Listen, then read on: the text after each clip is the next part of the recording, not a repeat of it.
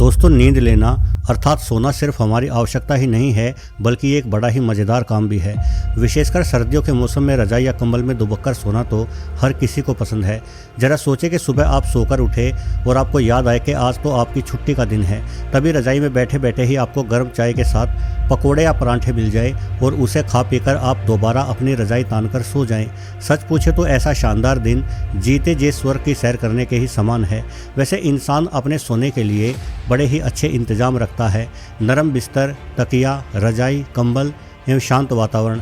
लेकिन यदि हम जानवरों के जीवन की ओर देखें तो उन बेचारों के पास सोने के लिए इतने अच्छे इंतजाम नहीं होते।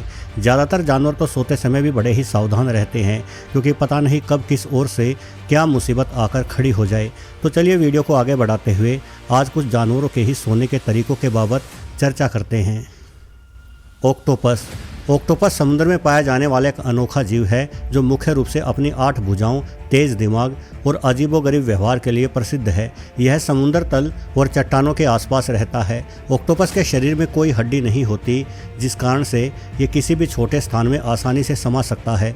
ऑक्टोपस की 8 भुजाओं के सिरों पर सैकड़ों सक्शन कप होते हैं। साथ ही इनके पास 3 दिल भी होते हैं, जिनमें से 2 दिल केवल गिल्स में खून का बहाव बनाए रखते हैं और एक दिल शरीर के बाकी के हिस्सों में खून पहुंचाता है। ऑक्टोपस अपनी त्वचा में मौजूद क्रोमेटोफोर्स नामक कोशिकाओं की मदद से रंग भी बदल सकता है। यह क्षमता उसे शिकारियों से छुपने और अपने प्रवेश के साथ घुल मिल जाने में मदद करती है। ऑक्टोपस सोने के दौरान बहुत ही दिलचस्प व्यवहार करता है। जब ऑक्टोपस सोता है तो उसके शरीर के रंग और त्वचा के पैटर्न में बदलाव आ सकते हैं। ऑक्टोपस 2 प्रकार की नींद लेता है, जिसमें से एक है एक्टिव स्लीप। इस नींद के दौरान ये जीव तेजी से अपने रंग बदलता रहता है। ऐसा माना जाता है कि इस नींद में ऑक्टोपस सपने देख रहा होता है। इस जीव की दूसरी प्रकार की नींद को क्वाइट स्लीप कहा जाता है। इस नींद के दौरान इसका शरीर शांत रहता है एवं रंग भी स्थिर रहता है। ऑक्टोपस आमतौर पर चट्टानों या समुद्र के तल के पास सुरक्षित स्थान पर नींद लेता है, ताकि ये शिकारियों से बचा रह सके। फ्लेमिंगो लंबी गर्दन और पतली टांगों वाला एक सुंदर पक्षी है। इसे इसके चमकीले गुलाबी या नारंगी रंग के पंखों के लिए भी जाना जाता है। फ्लेमिंगो मुख्य रूप से झील, दलदल और खारे पानी के क्षेत्रों में पाया जाता है और इस पक्षी का सोने का तरीका बड़ा ही विचित्र है। फ्लेमिंगो अक्सर एक पैर पर खड़े होकर सोते हैं। यह तरीका इन्हें इनके शरीर की गर्मी खोने से उस समय बचाता है जब ये पक्षी ठंडे पानी में खड़े होते हैं। फ्लेमिंगो अपना दूसरा पैर अपने शरीर के पास मुड़ी हुई अवस्था में रखते हैं। साथ ही सोते समय ये अपने सर को पीछे की ओर मोड़ते हुए पीठ पर रख लेते हैं। इस दौरान इनकी चोंच इनके पंखों के बीच में फंसी रहती है, जिससे सांस लेते हुए इन्हें गर्मी एवं आराम मिलता है। वैसे फ्लेमिंगो अक्सर बड़े झुंडों में सोते हैं। यह सामूहिक व्यवहार इन्हें शिकारियों से बचने में मदद करता है, क्योंकि सोते समय झुंड का कोई न कोई सदस्य जगा हुआ ही रहता है। फ्लेमिंगो अन्य पक्षियों की तरह यूनिहेमिस्फेरिक नींद का भी प्रयोग कर सकते हैं। ये इस प्रकार की नींद होती है जिसमें नींद लेते हुए भी इस जीव के मस्तिष्क का एक हिस्सा सक्रिय रहता है और दूसरा आराम करता है। यानी ये पक्षी नींद में भी अपने आसपास हो रही घटनाओं पर ध्यान बनाए रखता है। देखा जाए तो एक टांग पर सोने वाले इस खूबसूरत पक्षी की शारीरिक संरचना अद्भुत है। नींद में इनके पैरों की जोड़ों की संरचना लोक हो जाती है, जिस कारण ये इस अवस्था में भी बड़ी ही आसानी से अपना संतुलन एक टांग पर बनाए रखते हैं। उल्लू। दोस्तों, उल्लू एक रात्रिचर पक्षी है, यानी ये मुख्य रूप से केवल रात को ही सक्रिय होता है और दिन के समय आराम करता है। उल्लू को रात में देख सकने वाली अपनी तेज दृष्टि, अभूतपूर्व सुनने की क्षमता और शांत उड़ान के लिए जाना जाता है। सामान्य रूप से उल्लू के पास बड़ी एवं गोल आंखें होती है और इनकी गर्दन भी बेहद लचीली होती है।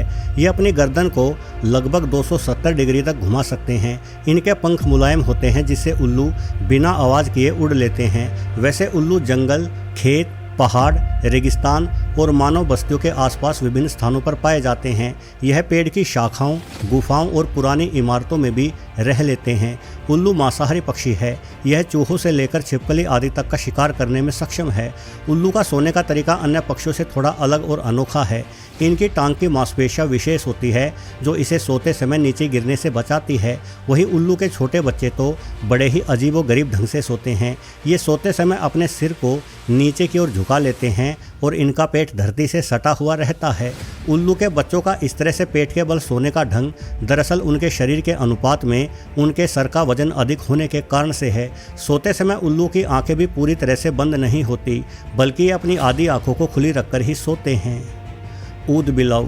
ऊदबिलाव एक जलचर स्तनधारी प्राणी है जिसे अपने बेहद तेज दिमाग एवं प्रकृति रक्षक के तौर पर जाना जाता है।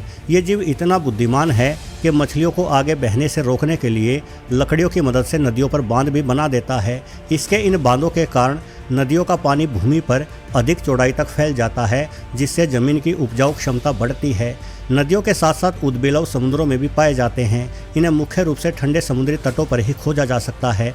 अक्सर इन्हें पत्थरों की मदद से मजबूत भोजन को तोड़ते हुए देखा जा सकता है। ज़्यादातर मौक़ों पर ऊदबिलाव अपनी पीठ के बल तैरते हैं, जिससे उनका पेट पानी की सतह से ऊपर रहता है। ये बुद्धिमान प्राणी सोते समय खुद को समुद्री वनस्पति से बांध लेते हैं ताकि वो नींद लेते वक्त पानी में बहकर दूर ना चले जाएं। हालांकि जब पानी शांत होता है तो ऊदबिलाव पीठ के बल तैरते तैरते भी सो जाते हैं और इन्हें ऐसे सोते हुए देखना सच में बड़ा ही रोचक नज़ारा होता है। ऊदबिलाव समूह में रहना पसंद करते हैं और इनके समूह को राफ्ट कहा जाता है। एक राफ्ट में सदस्यों की संख्या 10 से लेकर 100 तक भी हो सकती है।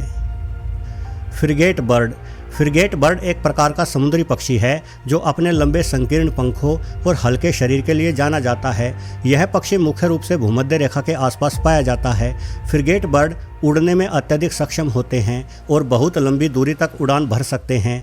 कहा जाता है कि यह पक्षी खाना पीना, सोना या प्यार करना जैसी तमाम क्रियाएं उड़ते हुए ही कर लेता है। बस इसे अंडे देने के लिए ज़मीन पर उतरना पड़ता है। फ्रिगेट बर्ड की सोने की आदतें भी बहुत खास होती हैं।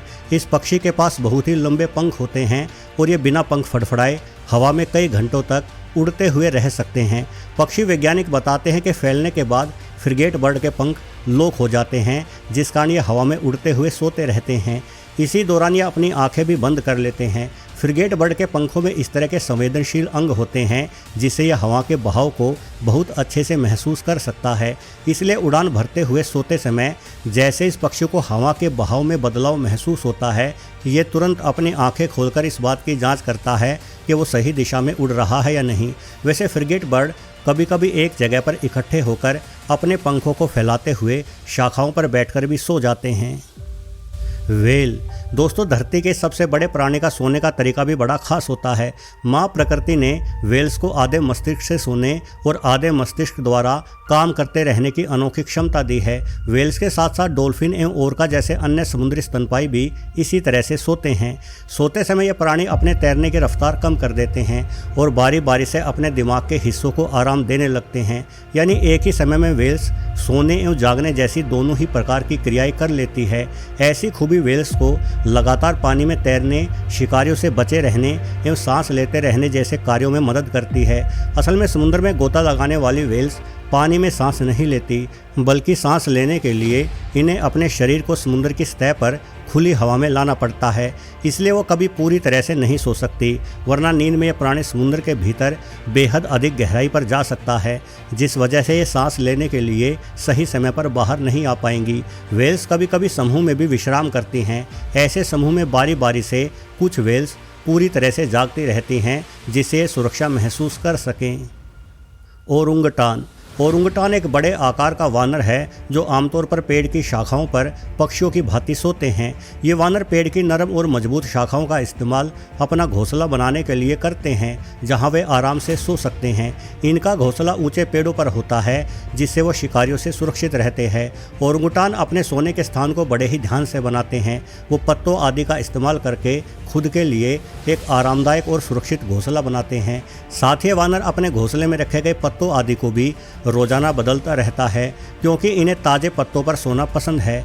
ओरंगुटान सीधा लेटकर सोते हैं। वे अपनी पीठ और सिर को सहारा देने के लिए अपने शरीर को पेड़ के तनों के साथ सटा देते हैं। ये वानर इंसानों की ही भांति दिन के समय सक्रिय रहते हैं और रात्रि में आराम करते हैं। उनका सोने का समय आमतौर पर शाम से लेकर सुबह तक होता है। एक दिन में ये वानर कम से कम 10 घंटों तक सोता है। जिराफ। दोस्तों, जिराफ काफ़ी विचित्र रंग रूप का जानवर है। ऐसा लगता है मानो प्रकृति ने इन्हें घोड़े, हंस, चीता और बकरी जैसे जीवों को आपस में मिलाकर बनाया है। लंबे शरीर के मालिक जिराफ का सोने का तरीका अन्य जानवरों से थोड़ा भिन्न होता है। जंगल में आमतौर पर यह प्राणी खड़ा होकर ही सोता है। इनकी लंबी टांगें और शरीर की संरचना इन्हें खड़े होकर आराम करने में सक्षम बनाती हैं। जिराफ के सोने का यह तरीका इन्हें शिकारियों से सुरक्षित रखने में मदद करता है, क्योंकि लंबा शरीर होने के कारण एक बैठे हुए जिराफ को खड़ा होने में काफ़ी समय लग सकता है। इसलिए सोते समय यदि वो पहले से ही खड़े हों तो तुरंत शिकारी का सामना कर सकते हैं या भाग सकते हैं। वैसे कभी कभार विशेषकर चिड़ियाघरों में जिराफ बैठकर भी सोते हुए देखे गए हैं। वो अपना सर नीचे कर लेते हैं और सर को अपने घुटनों या कंधों पर रखते हुए आराम करते हैं। हालांकि बैठकर कोई जिराफ अधिक देर तक नहीं सो पाता, क्योंकि इस जीव के फेफड़े काफ़ी बड़े होते हैं जो बैठने के दौरान इनके भार से दब जाते हैं और जिराफ को सांस लेने में तकलीफ होती है। वैसे भी ये जीव दिन भर में लगभग 2 घंटों में ही अपनी नींद पूरी कर लेता है, क्योंकि बड़ा शरीर होने के कारण इनका अधिकतर समय अपना पेट भरने में ही खप जाता है। जिराफ की ही भांति घोड़े भी खड़े खड़े झपकी लेते हुए खुद को आराम दे देते हैं। इनके पैर में एक विशेष तंत्र होता है जिसके कारण सोते समय इनकी मांसपेशियां ढीली नहीं पड़ती और ये खड़ी हुई अवस्था में बिना किसी प्रयास के आसानी से सो लेते हैं। वस्तुतः प्रकृति में हर जीव के पास उसकी आवश्यकताओं के अनुसार खूबियां विकसित हो जाती है। विभिन्न प्रकार के इन जीवों के सोने, जागने या भोजन करने जैसे तमाम कार्य एक लंबी एवोल्यूशन प्रक्रिया का ही कमाल है। वीडियो देखने के लिए आपका बहुत बहुत धन्यवाद।